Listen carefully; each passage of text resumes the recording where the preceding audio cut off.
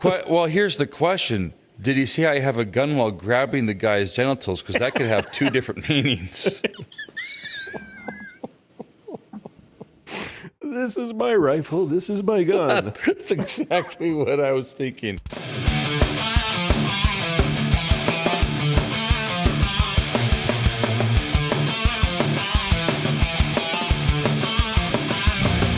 Bringing you law, gospel, and guns. This is Armed Lutheran Radio.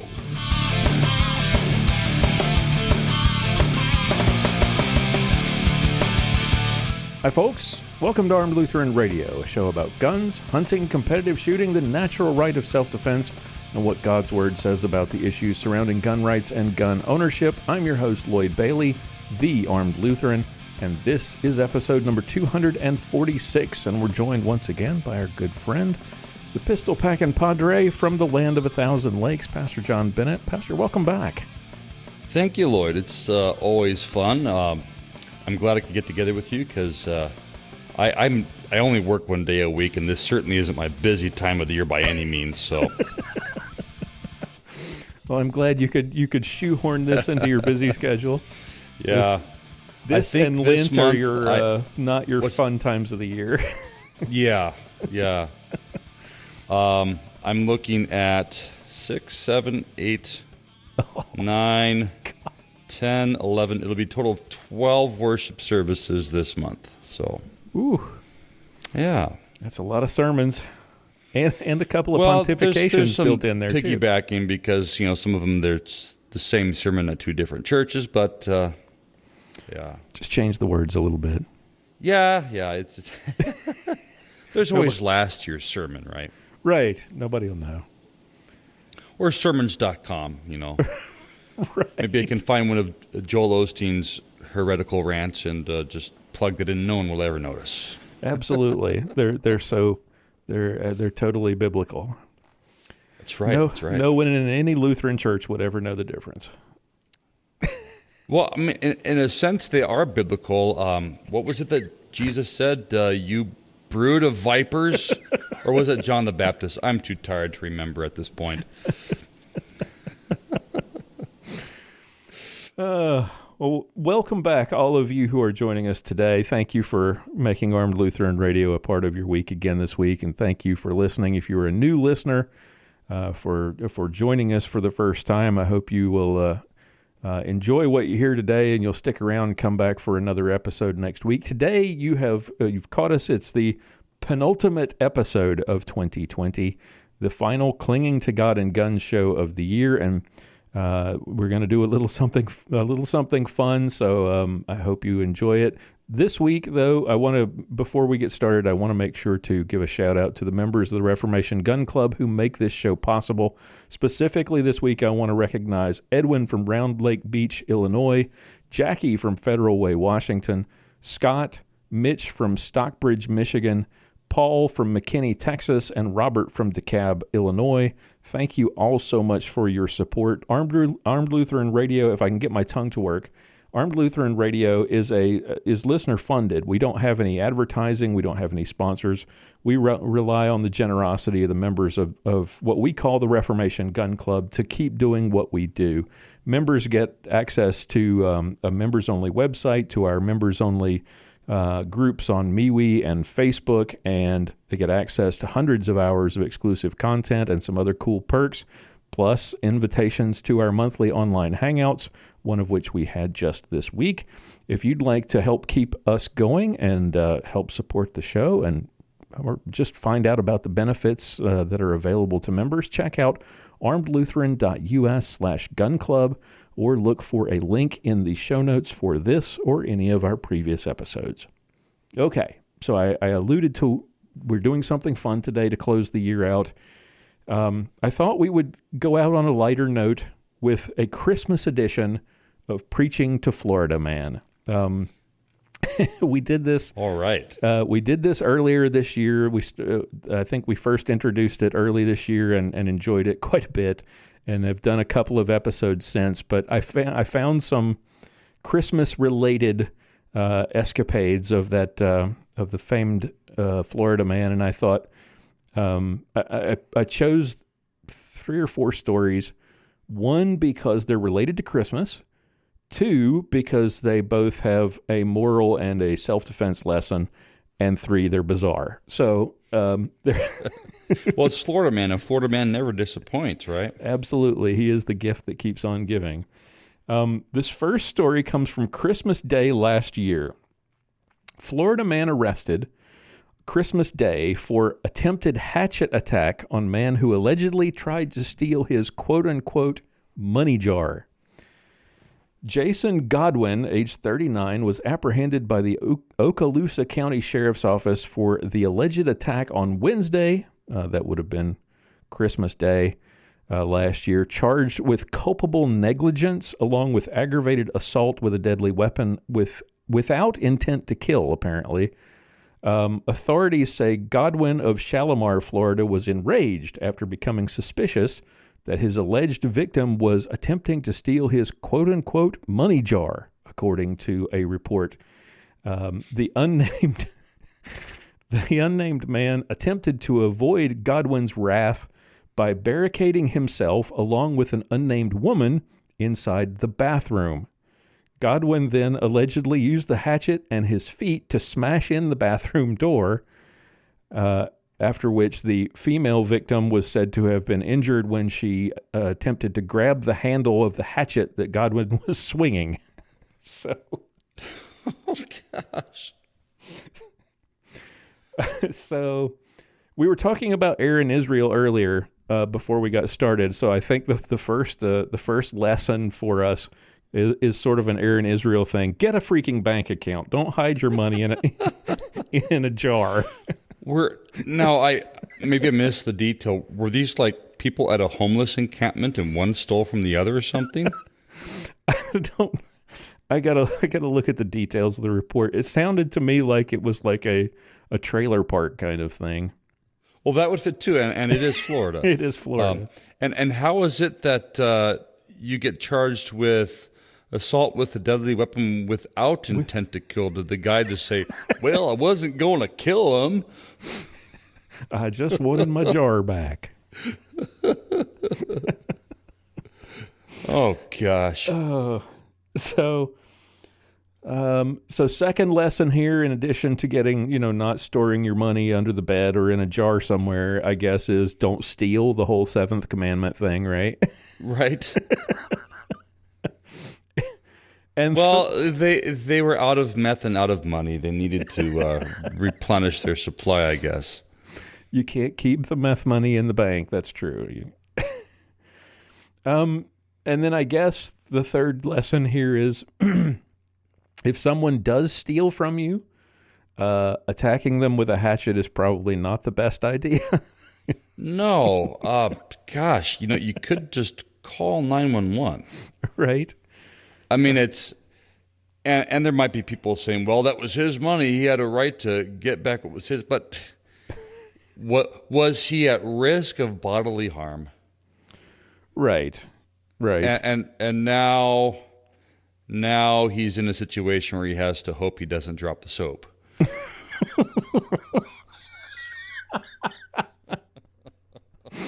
Exactly. Oh, gosh.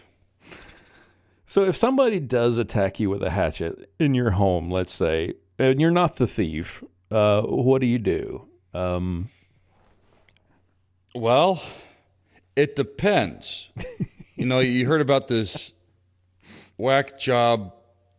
I think it was a House representative down in Texas where, now she's pushing for this bill where to basically repeal the castle doctrine because, when people break into your house and they're armed, it's not because they want to kill you.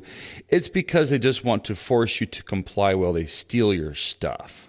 So we want to make it illegal for you to defend yourself in your own home. Right. Well, we don't want to take that route. No, that would not be a good idea. I looked at the text of that bill to see exactly what it is she's proposing, and the way she defended it is exactly as you described it, which is complete nutso. The problem with the bill, and it doesn't actually repeal castle doctrine. It modifies it to say that if they're just trying to steal, you can't kill them. That if you feel like you're in danger for your life, if it's not a robbery or an aggravated robbery, there's where the problem comes in. Then you still have the right to use lethal force if you're not able to retreat. So basically, it leaves the door open so that if you were to use deadly force, even in your own home, and you kill the guy who breaks your door down because you felt like you were in danger, and even if you were, the victim could sue you, or you could be charged with murder if if some prosecutor decides that, well, you could have retreated, but you didn't. And that's the problem. And of course, I don't think this stands a snowball's chance in Death Valley of getting passed. No. Even Wheels has decided he's come out and said that it's dead on arrival. Oh, did he find his cojones? He found one of them apparently. Oh, well, and to get back to your question of, what do you do if you find yourself in this situation? Well, I mean, I guess in the story they said he didn't have the intent to kill, so maybe you do nothing. No, I'm not recommending that. In many cases, when a criminal, and even when they're not necessarily in their right mind, because when they're suddenly presented with the real possibility of their own mortality, that can sober up a lot of people. Mm-hmm. But by simply making the bold declaration, I have a gun and I will shoot, is often all it takes to end the confrontation. There's been, you look at the FBI data of the number of cases firearms have been used in self-defense, and it doesn't even come close to the number of cases where a person has been shot in this country. Mm-hmm. So it depends on the data that you're looking at, but it's as many as 3 million times a year, I believe, is the that's on the higher end of the spectrum. Right. So most but even of at those the low cases, end, at the low end of the estimate, it still dwarfs the number of gun homicides. Right. So and the gun homicide statistics do include cases of self-defense. So yes. So yeah, it's and there's being armed is your best chance at surviving the fight, and sometimes being armed is all that you need to completely avoid the physical aspect of the fight. Right. And avoiding that physical aspect, let's say you don't have a gun or you're not able to get to one immediately, or you don't have one on you at the point at which the break-in occurs. This is something we discussed in that episode about the Christian view of home defense. There's that strategy that you evade, barricade, call the police, and then if they do come through the door, you've got to have that willingness to fight back. Right. Don't go looking for the fight because you might lose. Yeah, don't go looking for the fight, but also don't put yourself into a situation where they call your bluff, right, and you don't have the wherewithal to pull the trigger if you need to. So and there are cases where that happens, where people lose their life because they're armed, and when it comes down to it, they're too nervous, or they fumble the controls and forget to disengage the safety. And this is also a really good reminder to train any way that you possibly can, whether it's practice at home if that's your only option, or getting some actual training that oftentimes that muscle memory can overcome the initial brain farts that can happen when you're in a stressful situation. Yep. You don't want to be thinking about what you got to do. You need for it to happen naturally. Right. Yeah, don't be Barney Fife keeping the bullet in your shirt pocket. So. Right. Yeah. All All right, so our next story, we're working our way backward from Christmas Day. This was Christmas Eve last year. Florida man busted for handing out pot because it was Christmas. And get this first line for this story. This is in the New York Post. A Florida man allegedly took a unique route to get in the holiday spirit. You see what they did there? He took a unique route. A 67-year-old merrymaker was busted in St. Petersburg, Florida, for handing out marijuana Saturday night because it was Christmas, authorities said. Richard Ellis Spurrier was confronted by officers around 11 p.m. after he was allegedly spotted handing out weed to passersby. Spurrier, who had 45 grams of marijuana on him, chalked up his generosity to the holidays, telling cops that handouts were because it was Christmas, quote unquote. He faces charges of possession of marijuana, or did at the time, with intent to sell, and possession of drug paraphernalia. He was released from jail the next day on his own recognizance, officials said. Come on. Where's the Christmas spirit? That's right. He's clearly in the giving mood. He's just sharing the holiday cheer with perfect strangers. Give that guy a medal. He's just being a generous, upstanding member of society, right? Right. I mean, he's just wanting people to have a mellow, Merry Christmas. Doesn't the Bible talk about the, sharing with the less fortunate? Didn't the apostles share their weed stash with the less fortunate? That's in Hezekiah 4:20, right? Yes. Hezekiah 4:20. Yes. Yeah, and and perhaps he was just helping the less fortunate because they clearly weren't in quite the merry mood that he was. Right. What do we learn from this? Getting serious for a moment, I mean, I think personally, marijuana needs to be decriminalized because we're making people, criminals just for possession of this thing that they're using for personal use, and it's created a whole generation of, the drug war has created a generation of people in our prison systems. Right. But even so, in this particular case, you've got somebody passing out weed to people who are, just at random on the street. So you need to warn your kids. This is the thing that, in the 80s when we were telling our kids, well, I wasn't telling my kids, I was a kid, but people were telling their kids in the 80s, warning them about the kid at, the guy hanging around the schoolyard, giving out drugs to kids at the schoolyard. Well, this guy was actually doing it. I never saw that guy, but apparently he actually exists in Florida. Maybe he was that kid back in the 60s out on the yes. And because the parents of the kids in the 80s were kids at the time that these guys were handing out the weed, perhaps they were just reflecting their own experience in childhood. Right. Yeah. It's I think immediately of the South Park episodes with Mr. Mackey, the teacher. That marijuana is bad for you, McKay. Okay. So. Yep. In this particular instance, this is the guy that our parents warned us about, and that you should, when you're talking to your kids about drugs, this is the kind of thing that you need to warn your kids about, because apparently there are guys out there who, when the spirit hits them, will just walk around handing out weed to people, just, to spread the Christmas cheer. Yes. And, to put the best construction on everything, as we are taught in the Luther's explanation to the Eighth Commandment, mm-hmm. or if you're in the newer version of the Catechism, to explain everything in the kindest way. Right. I like the old school wording a little bit better. I do too. He seems like a right jolly old fellow, a really nice guy,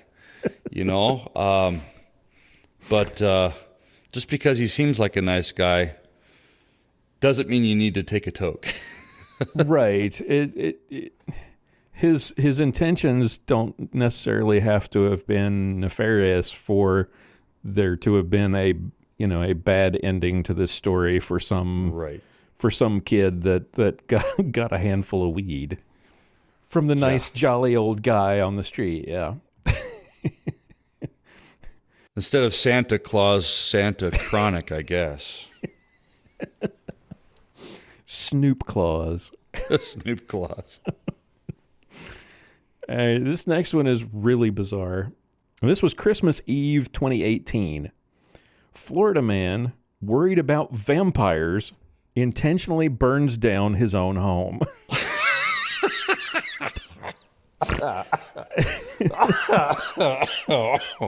Oh, my apologies. When I laugh too hard, I cough. It's okay. A Florida man, this was from Volusia County. A Florida man charged with arson after police say he screamed about vampires before intentionally setting his own house on fire while a woman was inside.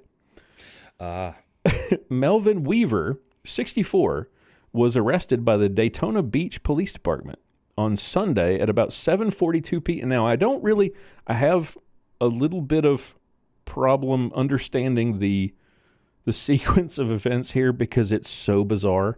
So bear with me. On Sunday at 7:42 p.m., officers were called to a home in reference to a fire. Dispatch informed officers that Weaver had a large knife and was knocking on doors saying that his house was on fire and the victim was inside. As officers arrived on the scene, Weaver approached a patrol car with a large knife. Officers were able to take the knife away from Weaver and place him in handcuffs. Now, I had to doubt this story because there has to be a mistake here. I mean, a black guy approaching police with a knife always gets shot, right? I mean, that's what we're told. Right. Well, I mean, the fact that he had the knife was incidental, right? Right. That's just the excuse. Officers then made contact with the victim, who told officers that she has been with Weaver for 20 years and married to him for 8. The victim said earlier that day, Weaver had been rambling and began to get worse, so she called 911 to Baker Act him.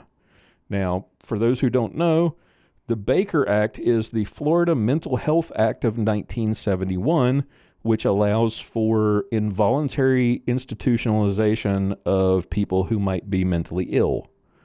If they pose a danger to themselves or others, you can have them involuntarily committed. Okay, kind of like the idea of what they call a 5150 hold, but yeah, there's probably every state's got some form of this kind of law. So the victim stated that, and I assume this all happened earlier in the day before the house was set on fire. The victim stated that when officers arrived on the scene, Weaver was in sound mind and could not be Baker acted. They've actually turned Baker act into a verb, Baker acted. She said Weaver acted as if he was okay, even though he did try to let the dog out on the first responders. Wait a minute. So we have a black man, right, who sicks his dog on police officers, right, and no one was shot. Mm-hmm. This has to be fictitious. It's got to be fake. And then later approached police who had arrived at his house a second time, approached police with a knife, and they still didn't shoot him. I mean, come on. This has got to be fake. So either that or these are just the wokest cops ever. Right. Totally. Then the victim said later the same day, Weaver ran out into the street screaming, "The vampires are going to defend themselves." Oh, gosh. When she went to check on him, he grabbed a wooden cane and hit her with it. The victim told officers that Weaver started to break windows in the house, so she went to her room to pack her clothes to leave. When the victim came out of the room, she yelled at Weaver, "You're crazy," which is just not a good idea. Don't tell crazy people they're crazy. Yes, because they believe they are the only ones who are sane. Right. If the guy's running around yelling at people that vampires are going to defend themselves, telling him he's crazy is probably not the best course of action. So, according that's when it's probably a good idea to play into his delusion. Yes. Yes. Help him. For your own safety. Yes. Tell him that you're going to go buy some garlic to help. That's a good one. That's a good one. But she didn't do that. She decided to agitate him by telling him he's crazy. And according to the police report, when Weaver heard her say this, of course, he reacted, got worse, started to tear the insulation from the ceiling. The victim then started placing the insulation on a stove and turned the stove on. The kitchen immediately caught fire, according to the victim. Gosh. According to the victim, Weaver only takes pain medication for cancer and is not sure if he takes other drugs. I think that's very possible. I hate to laugh because this could be severe mental illness, and if that's the case, I feel really bad for the guy. Yeah. But by the sound of the story, there's got to be narcotics involved of some sort. There is no other logical explanation. The local television station reported that the home was completely destroyed by the fire. Weaver was charged with felony aggravated battery with a deadly weapon and felony arson of an occupied structure, and he was booked into the Volusia County Branch Jail. So let's what this brought to mind was red flag laws. Yeah, no kidding. They were all the rage, a year ago? Yeah, I think it goes back even further than that. I think it goes back about 2 years. Yeah. Back to that first started coming about, I believe, after the Parkland shootings. Yes. Yeah. This was, of course, before Democrats decided that looting and rioting were cool and defunding police was okay. And we ended up with millions of new gun owners who realized that nobody was going to come to help them. Right. So we totally forgot about red flag laws, but they're going to come back. Oh, I think we're going to get worse than red flag laws if this election ends up going the way it seems to be headed. Yeah, I think you're right. But I need to buy a boat just so I could sink it in one of our 10,000 lakes just so I can say that's where my guns are. Lots of states, like we were talking about, lots of states have these involuntary commitment laws like the Baker Act in Florida. And apparently the Baker Act allows for involuntary examination, they say, what some would call an emergency involuntary commitment, which can be initiated by this lady calling police. It can be a judge or law enforcement or a physician or mental health professional. And there has to be evidence of mental health illness, and I think that is clear here. I think yes. Evidence of a danger to harm himself or others. I think that's clear in this case. Right. Absolutely. But what makes this different from red flag laws is, and why I bring this up, we already have the means, the mechanism, right, to deal with mental health. We have these involuntary commitment laws. And the problem that with the concept of the red flag gun violence prevention orders is that instead of actually committing the person who is potentially violent, all you're doing is taking their guns. You're just leaving them out in the public where they can still harm themselves or others. Where they could still do something like, rent a U-Haul truck and drive through a crowd of people in a park or something. Yep. And like calling him crazy, turned him into a ceiling tile burning maniac. Oh, gosh. What do you think would happen if police showed up and took away his guns and then left him there? Yeah, absolutely. Absolutely. So next thing you know, he finds his estranged wife and, like you said, runs her over with the car or beats her up with the cane or who knows what. Or stakes her to death because it turns out she's the vampire he's afraid of. Right. Well, and we're not advocating for the kind of red flag laws that have been pushed by the liberal gun control faction, who wants to look for any excuse to take away a person's Second Amendment freedom, but more along the lines of, if a person is deemed too dangerous to own a firearm, Yep. perhaps they're too dangerous to be free to move amongst the population, and they need to be institutionalized somewhere. And of course, when we talk like that, we also think of the danger of, well, if liberals could use this as an excuse to force us all into re-education camps, they'd do it in a Right. heartbeat. Yep. So it's a catch-22, it seems. But there has to be a process that still legitimately protects a person's Second Amendment rights, as well as their right to due process, but also finds a way to prevent those who are indeed a danger to themselves or society, a temporary restriction of some sort. Yep. At the same time, if laws like this were to be put in place, I do not believe that there should be a financial burden upon the person who is suspected of being mentally unstable to prove their mental stability. Because, you take someone who is not of the financial means, they are a perfectly responsible gun owner.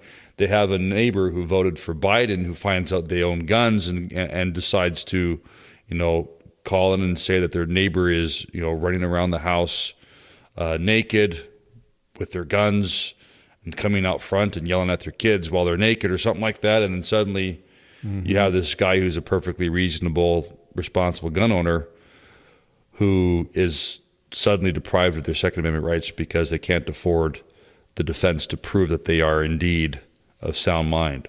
So I don't know what the perfect solution is. I don't know that there is a perfect solution. Yeah, I don't think there is one, because you have to limit these kinds of laws, like the Baker Act. You have to limit them to only people who have some sort of standing, right? You can't just and that was one of the problems, like you were talking about with the red flag laws.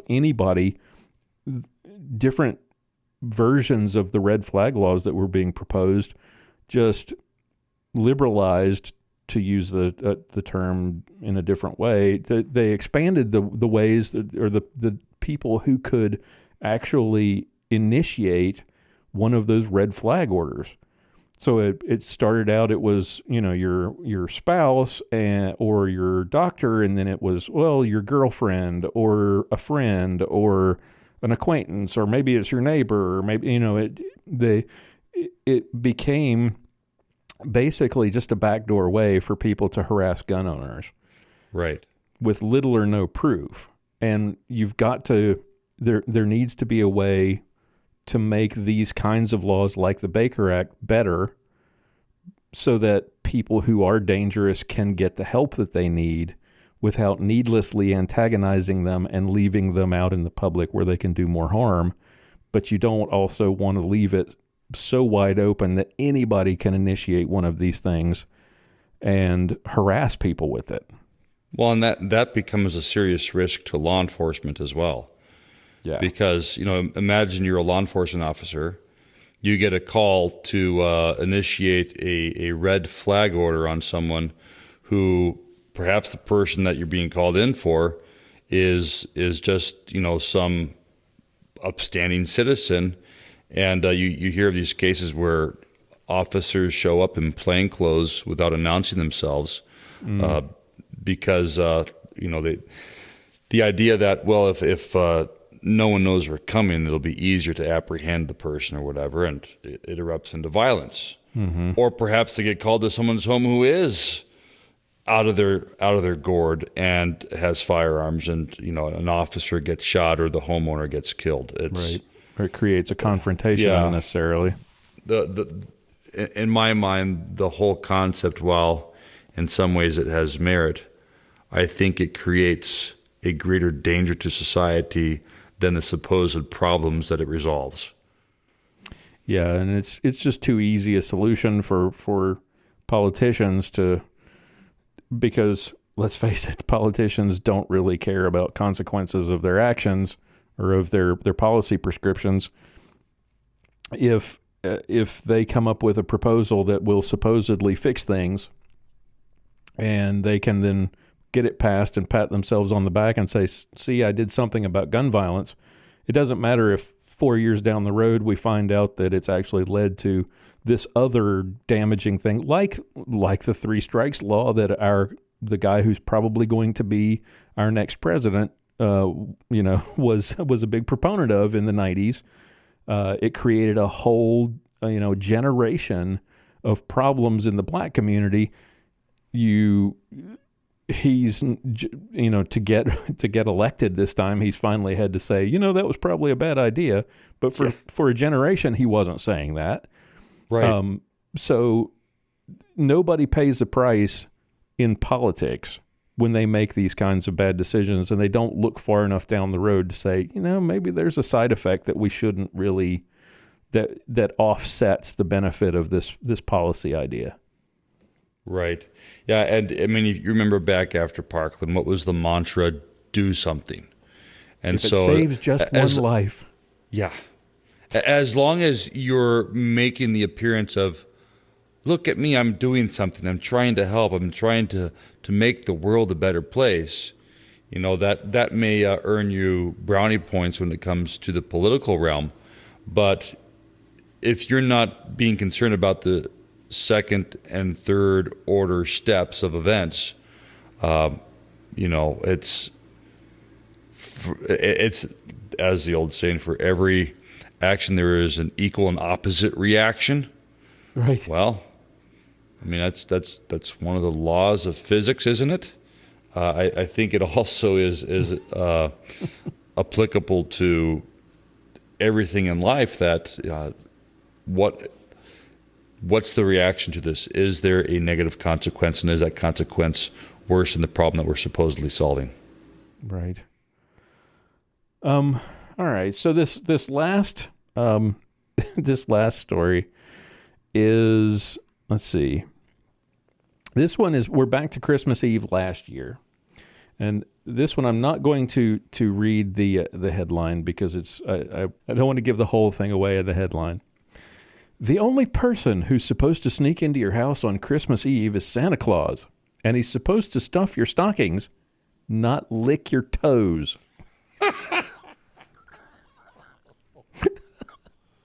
Oh, Santa's got a foot fetish. Nevertheless, a man told deputies that he awoke in his bed to find a strange man carefully inspecting his toes late on Christmas Eve in Bradenton, Florida, according to Manatee County Sheriff's Department. The resident told the intruder that he didn't have any money, according to a police report obtained by the local station WTSP. The intruder responded by saying he was just there to suck toes. Oh, gosh. The two men... Oh, nothing like a little guy-on-guy toe-sucking action for the holidays. That's right. Jolly Saint Lick.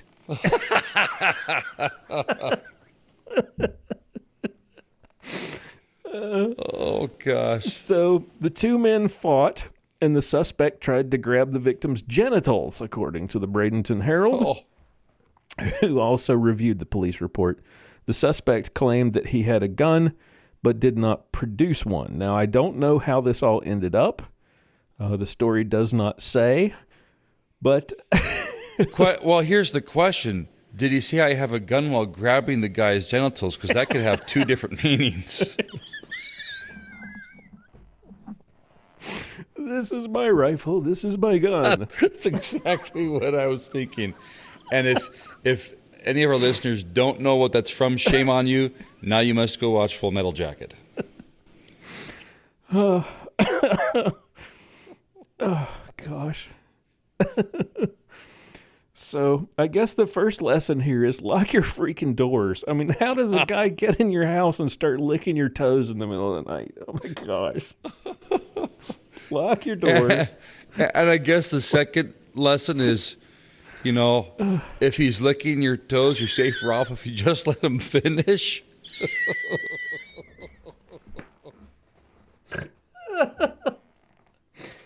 Oh, jeez. This is why I saved this one for last. Gosh, I'm crying. Only in Florida.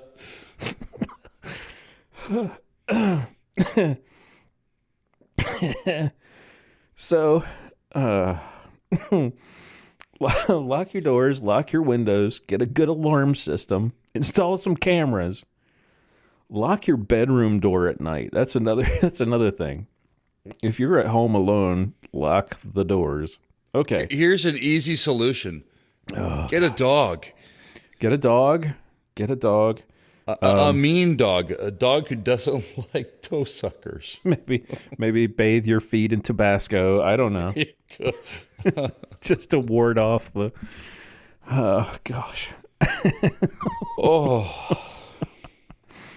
Now, the only serious thing that I could get out of this is, and we talked we kind of alluded to it earlier, is that the lesson here is that this guy fought back instead of just lying there and I've got a gun, okay, so I'm going to lay here and let him do whatever he wants to me, right? It could have turned into worse than just toe sucking.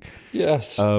We hear about this, and I hate this cliche about the only thing that stops a bad guy with a gun is a good guy with a gun, right? So the suspect says he's got a gun, and the victim doesn't know for sure one way or another, and yet he still decided he was going to fight with this guy because he didn't want to find out what was in, what Pervy Claus was going to do next. Yes. Right? So... Before Santa reaches into his sack of goodies, he decides he's going to drive this guy off. And it's great having a gun. Guns are, we recommend that you get one and learn how to use it for your own home and self-defense. But if you don't have one, that doesn't mean you can't defend yourself. Right. And the most important thing, and you mentioned it earlier, is that determination to fight. Absolutely. I think that's a great way to wrap it up. Pastor, thank you so much for doing this. I really do appreciate it, and I appreciate everything you've done for the show all year. It's been fantastic. Merry Christmas, my friend. Merry Christmas to you too. Merry Christmas to our beloved listeners, and thank you. This has been a source of joy for me, especially when we talk about stories like that last one. If you think your life is bad, just remember no one's breaking into your house to suck your toes at night. That's right. Always look on the bright side of life. That's right. Folks, if you have any questions or any comments about anything you heard here tonight, if you have any suggestions for future episodes, we would love to hear them. Please visit our feedback page at armedlutheran.us/feedback. Leave a voicemail or a voice message or an email. We would love to hear from you and respond in a future episode. Next week is the ultimate episode, the final episode of 2020. It's our final variety show of the year with content from the entire cast and the final pontification of the year from Pastor Bennett. Until then, keep shooting, keep praying, and we'll talk to you next time. John Bennett is the pastor at St. John's Lutheran Church in Willow Creek, Minnesota. For more information, visit stjohnswillowcreek.org. For show notes, be sure to visit our website at www.armedlutheran.us. Check out the Facebook page, The Armed Lutheran, or join our Facebook group, Fans of Armed Lutheran Radio. If you like what you hear, please leave us a comment on our feedback page at armedlutheran.us/feedback or a review on iTunes and let us know what you think. Thank you for listening to Armed Lutheran Radio, a member of the Self-Defense Radio Network.